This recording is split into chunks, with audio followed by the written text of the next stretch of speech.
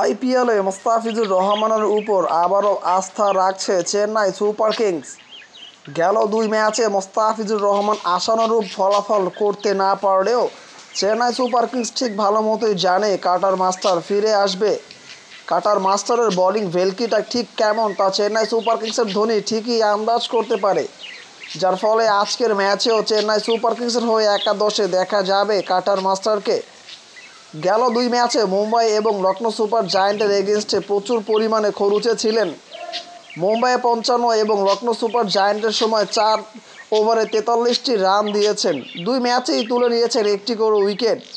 যদিও মুম্বাইয়ের ম্যাচে চেন্নাই সুপার কিংস জয়লাভ করলেও লখনৌ সুপার জায়ান্টের এগেনস্টে হেরেছিল চেন্নাই সুপার কিংস। আজকেও সেই লখনৌ সুপার জায়ান্টের এগেনস্টে কাটার মাস্টার নামবে। আজকের ম্যাচে মোস্তাফিজুর রহমান কতটুকু পারফর্ম করবে তার চেয়ে বেশি গুরুত্বপূর্ণ হচ্ছে চেন্নাই সুপার কিংসকে আজকের এই ম্যাচটা জয়লাভ করতে হবে। মোস্তাফিজুর রহমানের কাটারের ভেলকিতে সুইংয়ে অনেকে বোকা হয়ে যায় তা চেন্নাই সুপার কিংসের ভালো করেই জানা আছে।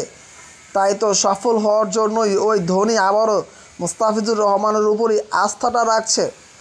এখন পর্যন্ত চেন্নাই সুপার কিংস 7 ম্যাচ খেলে 4 জয় আছে পয়েন্ট টেবিলের 4 নম্বর স্থানে।